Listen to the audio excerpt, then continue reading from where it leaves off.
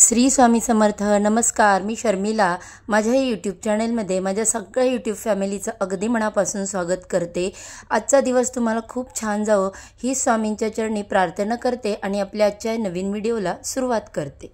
कोजागिरी पौर्णिमा म्हणजे चंद्राची रात्र। जे लोक या दिवशी रात्री 12 वाजेपर्यंत जागरण करतात आणि त्यानंतर चंद्राची पूजा करतात, सेवा करतात, आनंदाने राहतात, त्यांच्यावरती लक्ष्मी माता प्रसन्न होते।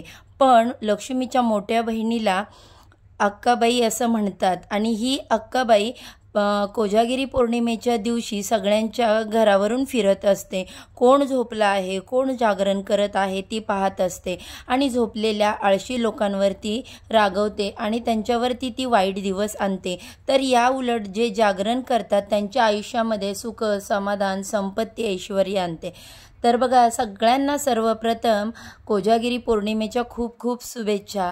आणि कोजागिरी पौर्णिमेची मांडणी कशी करायची आहे, 6 तारखेच्या रात्री करायची की 7 तारखेच्या रात्री करायची, यासोबत सत्यनारायण कधी करायचं आहे आणि कोजागिरी पौर्णिमेच्या दिवशी आपल्याला कोणत्या प्रभावी सेवा करायच्या आहेत, ही सगळी माहिती आजच्या व्हिडिओमध्ये मी तुम्हाला देणार आहे।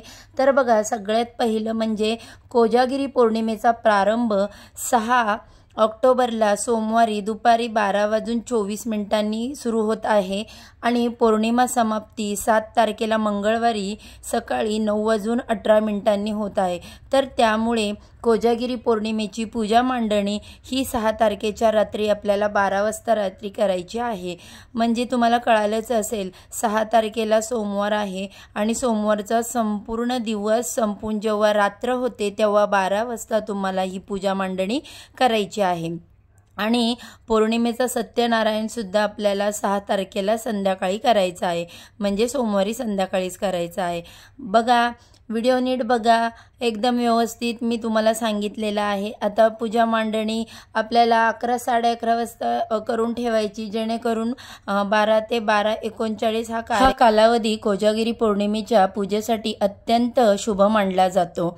आणि बघा, म्हणून पूजा मांडणी थोडी आधीच करून ठेवा, मग रात्री 12 ते 12:39 मध्ये सगळ्या गोष्टींची पूजा करायची आहेत। लक्ष्मी, इंद्र, कुबेर यांची पूजा करून, चंद्राची पूजा करून आपल्याला सेवा करायची। त्यासोबत आपल्याला एक नैवेद्य दाखवायचा। यामुळे काय होतं की जो अपमृत्यू जो आहे तो टळतो आणि आपल्याला मंत्र देखील म्हणायचे आहेत। बघा, कोजागिरी पौर्णिमेला समुद्र मंथनातून माता लक्ष्मीचा जन्म झाला। या दिवशी रात्री देवी लक्ष्मी पृथ्वीवरती फिरायला येते आणि जे लोक तिला प्रसन्न करून पूजा करून त्यांना प्रसन्न करून घेतात ती त्यांना खूप सुख, समाधान आणि आनंद देते। आणि बघा, या उलट जर आपण झोपून राहिलो तर आपल्यावर नक्कीच वाईट दिवस येतात आणि म्हणूनच कोजागिरीचा हा सण अगदी आनंदाने साजरा करायचा आहे। अगदी सोपी ही पूजा मांडणी आहे। पूजा मांडणी कशी करायची, स्त्री, पुरुष, मुलं, मुली कोणीही पूजा करू शकतं। घरातील स्त्रीला मासिक धर्म असेल तर तिला करता येणार नाही, बाकीचे घरातल्यानी कोणी केली तरी चालेल। सुतक असल्यावरती तर काय आपल्याला पूजा वगैरे करता येतच नाही। आता बघा, त्यामुळे घरामध्ये कोणी इतर असेल त्यांनी करू शकतं। आता सगळ्यात पहिल्यांदा बघा, पूजा मांडणी मी तुम्हाला इथे दाखवत आहे। त्यासाठी आपल्याला एक छोटा चौरंग घ्यायचा किंवा मग छोटासा पाट घ्यायचा आणि ती काही पूजा मांडणी एवढी मोठी नाही आहे, छोटीशीच आहे। स्वच्छ सफेद रंगाचं जे वस्त्र आहे ते आपल्याला अंतरायचं आहे। इतर पूजेमध्ये आपण लाल किंवा पिवळ्या कलरचं वस्त्र देखील अंतरतो, परंतु ही कोजागिरी पौर्णिमेची पूजा आहे आणि चंद्राची पूजा असते, त्यामुळे शुभ्र पांढरं वस्त्र अंतरायचं आहे। आता बघा, सगळ्यात पहिलं काय करायचं, चंद्र, कुबेर आणि इंद्राची पूजा एकत्रित करून घ्यायची असते। चौरंगाभोवती आपल्याला छान अशी रांगोळी काढायची, दिवा अगरबत्ती लावायची, कारण बघा कोणत्याही पूजेची सुरुवात आपण दिवा प्रज्वलित करून घेत असतो, त्यामुळे सर्वप्रथम दिवा प्रज्वलित करून घ्यायचा। आता बघा, कोजागिरी पौर्णिमेच्या या पूजेमध्ये आपण जेव्हा कलश पूजन करतो त्यावेळेस या कलशावरती आपल्याला नारळ ठेवायचा नाही। या फक्त पाण्याने हळदी, कुंकू, अक्षदा वगैरे सगळं टाकून घ्यायचं, 1 रुपयाचं नाणं टाकायचं। आपण त्याच्यावरती जे कलशिक पूजन करणार आहे त्या कलशावरती स्वस्तिक काढून घ्यायचं आणि ते जे कलश आहे त्याची आपल्याला पूजा करायची। त्याच्यानंतर बघा, आता बघा या पूजेमध्ये आपल्याला कलशाची स्थापना झाल्यानंतर कुबेर यंत्र, श्रीयंत्राची आपल्याला इथे स्थापना करायची असते। जर तुमच्याकडे ते कुबेर यंत्र, श्रीयंत्र वगैरे नसेल तर काही हरकत नाही, टेन्शन घेऊ नका। तुम्ही सुपारीला ठेवून सुपारी स्थापित करायची। तुमच्याकडे जर श्रीयंत्र असेल तर तुम्ही श्रीयंत्राची देखील स्थापना करू शकता, पण आता माझ्याकडे श्रीयंत्र आहे, मी ते ठेवणारच आहे पुढे पूजेमध्ये। पण कुबेर यंत्र नसल्यामुळे मी त्यांच्या स्वरूपामध्ये सुपारी ठेवलेली आहे। त्याच्यानंतर बघा, या प्रत्येक जेव्हा आपण पूजा मांडतो त्याच्यावरती आपल्याला त्याच्या खाली तांदळाचं आसन द्यायचं आणि त्याच्यावर हळदी कुंकू ठेवून मगच आपल्याला ते पूजा मांडणी करायची असते। तर बघा, चंद्राचं प्रतीक म्हणून तुम्ही भरीव चांदीचा गोल ठेवा किंवा मग तांदळाने असा गोल चंद्र असतो तसा पांढरा तुम्ही तांदळाने काढा आणि तो देखील त्याची पूजा केली तरी चालेल। आणि कोणाकडे जर चंद्राचं असं प्रतिमा असेल तर ती ठेवली तरी चालेल। काही जण असं चांदीचा गोल ठेवतात। तर आता बघा, इथे मी तुम्हाला मगाशी सांगितल्याप्रमाणे कलशाची स्थापना कशी करायची हे देखील व्हिडिओमध्ये दाखवत आहे। तर सर्वप्रथम बघा, आपण काय करतो, कोणत्याही कलश स्थापनेच्या अगोदर स्वस्तिक काढून घेतो, तसंही स्वस्तिक काढायचं आणि त्याच्यानंतर आपल्याला कलश स्थापना करायची आहे। आता बघा, या पूजेमध्ये आपण जो कलश पूजतो तर ते इंद्राचं प्रतीक म्हणून पूजला जातो, त्यामुळे आपण त्याच्यावरती नारळ ठेवायचं नाही। तसेच लक्ष्मी मातेचं प्रतीक म्हणून देखील आपण सुपारीची एका पूजा केलेली आहे, गणपती बाप्पांची पूजा केलेली आहे। त्याचबरोबर कुबेर देवतांचं प्रतीक म्हणून देखील आपण इथे सुपारीची पूजा करून घेतलेली आहे। त्यानंतर बघा, लक्ष्मी मातेचा जर तुमच्याकडे फोटो असेल तर सर्वप्रथम तो पूजेमध्ये ठेवायचा आहे आणि आपण जशी साध्या पद्धतीने कलश पूजा करतो त्याच पद्धतीने कलश पूजा करून घ्यायची। त्याच्यामध्ये स्वच्छ पिण्याचं पाणी टाकायचं, हळद, कुंकू, अक्षता वगैरे टाकून घ्यायचे आणि नंतर मग त्याच्यावरती आंब्याची ढाळी ठेवायची। परंतु बघा, ह्यावरती नारळ ठेवायचा नाही, ही गोष्ट लक्षात ठेवा। आता तुम्ही म्हणाल इथे तर मी कलशामध्ये आंब्याची ढाळी जी तुम्हाला आहे ती लावायला सांगणार आहे, पण ही पूजा मी अगोदर तुमच्यासाठी व्हिडिओ शेअर केलेला आहे, त्यामुळे मला त्यावेळेस आंब्याची ढाळी अवेलेबल नाही झाली, तर मी आपली नागवेलीची जी पानं असतात तर ती त्याच्यामध्ये लावणार आहे। तर ती देखील तुम्ही लावली तरी चालेल जर आंब्याची पानं तुमच्याकडे नसतील तर। कारण बघा, कोणत्याही पूजेसाठी भक्ती आणि मनातील भाव हा महत्त्वाचा असतो। एखादी जर वस्तू आपल्याकडे नसेल त्यावेळेस पूर्ततेत तरीही चालेल, तुम्ही त्याच्या ॲडजस्ट करून पूजा करू शकता। आता इथे कलशाची पूजा झाल्यानंतर पुढे मी माझ्याजवळ जे श्रीयंत्र आहे त्याची श्रीयंत्राची पूजा देखील करून घेणार आहे, ते मी तुम्हाला पुढे शेअर करतेच आहे। आणि हे श्रीयंत्र जे आहे ते आपण त्याला देखील तांदळाचं आसन द्यायचं आणि त्याच्यावरती मग आपण श्रीयंत्र ठेवायचं आहे। तर आता पुढे व्हिडिओमध्ये मी ते देखील तुमच्यासोबत शेअर करत आहे। आता इथे बघू शकता तुम्ही, मी श्रीयंत्र स्थापित करत आहे, त्याच्यावरती हळदी कुंकू लावून घेणार आहे आणि त्याच्यानंतर त्याच्यावरती कमलगट्ट्याची जी माळ आहे ती ठेवणार आहे। कारण बघा, कमलगट्टा हे माता लक्ष्मीला अतिशय प्रिय असतं आणि आपल्याला लक्ष्मी मातेला हळदी कुंकू फूल अर्पण करायचे आहेत। त्यानंतर बघा, लक्ष्मी मातेला म्हणायचं की हे लक्ष्मी माते, मी तुम्हाला हळद कुंकू अक्षदा अर्पण करत आहे। तुमची जी आवडती कमलगट्ट्याची माळ आहे ती देखील अर्पण केलेली आहे। त्याच्यानंतर आपण जे बाकी प्रतिमा तयार केलेल्या आहेत तर त्याच्यावरती सुद्धा आपल्याला हळदी कुंकू म्हणजे कुबेर देवता, चंद्र देवता या सगळ्यांना हळदी कुंकू अक्षदा फूल अर्पण करून घ्यायचं। तसेच आपण जो कलश पूजन केलेला होता त्याला देखील आपल्याला हळदी कुंकू अक्षदा अर्पण करून घ्यायचं आहे। या सगळ्या गोष्टी जेव्हा आपण पूजा करून घेतल्यानंतर बघा, ही सगळ्यात जी पूजा आहे ती तुम्ही 12च्या अगोदर मांडून ठेवली तरी चालेल। ही पूजा अगदी 5 मिनिटं लागतात तुम्हाला पूजा मांडायला आणि 12 वाजले की मग तुम्ही अगरबत्ती दिवा ओवाळून घ्यायचा, त्याच्यावरती हळदी कुंकू अर्पण करायचं, अशी व्यवस्थित सुंदर अशी छोटीशी पूजा करून घ्यायची। आता बघा, याचा नैवेद्य देखील आपल्याला दाखवायचा असतो। तर नैवेद्य काय दाखवायचा तर बघा, गणपती बाप्पांसाठी सर्वप्रथम आपण गुळ खोबऱ्याचा नैवेद्य ठेवायचा। त्याच्यानंतर मग जे कोजागिरी पौर्णिमेचा सगळ्यात महत्त्वाचा जो नैवेद्य असतो तो दुधाचा। तर आता हा दूध आपल्याला या दिवशी भरपूर असं बनवायचं आहे आणि ते बाहेर चंद्राच्या प्रकाशात ठेवायचा आणि तो चंद्राचा प्रकाश त्या दुधामध्ये पडू द्यायचा आहे। आणि बघा, हे दूध अमृत म्हणून आपल्याला प्यायचं आहे। कोजागिरी पौर्णिमेच्या दिवशी आपण जे हा दुधाचा नैवेद्य दाखवला जातो तर तो अमृत मानलं जातं।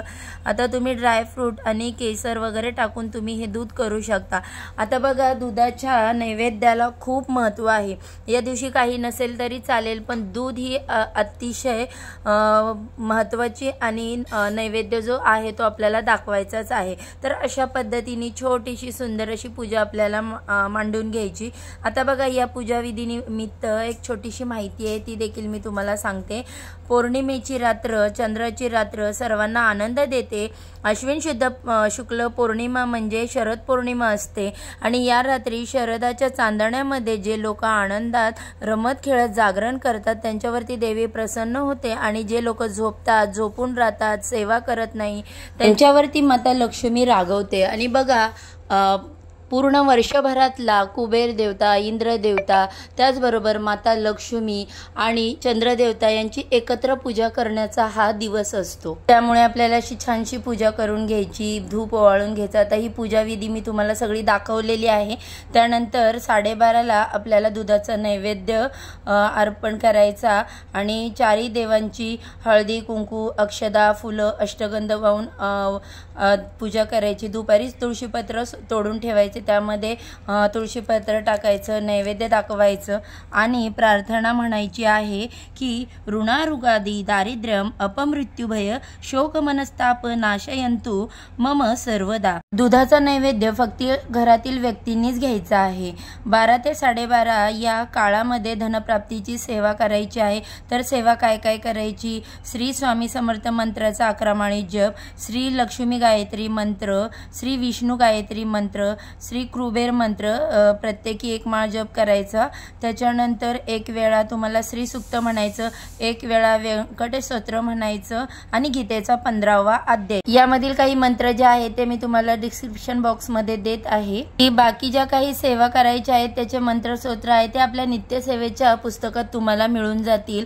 अगदी छोटीशी सेवा आहे, एवढं काही त्याला वेळ लागणार नाही। ते 12 ते 12:30च्या दरम्यान आपली ही सेवा होऊन जाईल। आपण म्हणतो की बघा, आपल्यावरती कर्ज झाले, पैसे अडकले, सारखं आपल्याला आर्थिक संकटांना सामोरे जावं लागत असतं। तर बघा, अशा तिथीवरती काही छोट्या छोट्या ज्या सेवा असतात त्या जर आपण केल्या तर नक्कीच माता लक्ष्मी आपल्यावरती प्रसन्न होते। आपल्या घरामध्ये खूप ज्या काही समस्या असतात तर त्या अगदी सहजपणे सुटत असतात आणि ती अखंड आपल्या घरामध्ये नांदते।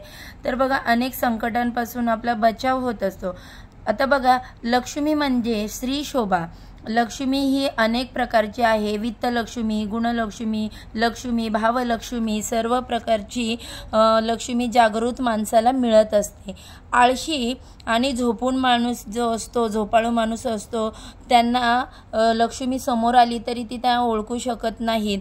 आणि देवी महालक्ष्मी ही कृपाळू आहे, ती हित करणारी आहे, पण या देवीची मोठी बहीण मात्र संकट आणते, कटकटी निर्माण करते, वाद निर्माण करते। बघा, लक्ष्मीच्या मोठ्या बहिणीला अक्काबाई असं म्हणतात आणि तिची अवकृपा जर झाली आपल्यावर तर आपण असं म्हणतो की अक्काबाईचा फेरा आला। ही अक्काबाई पौर्णिमेच्या दिवशी अनेक झोपी असलेल्या लोकांवर रागवते, पण जे जागरण करतात त्यांच्या आयुष्यामध्ये सुख, संपत्ती, समाधान आणते।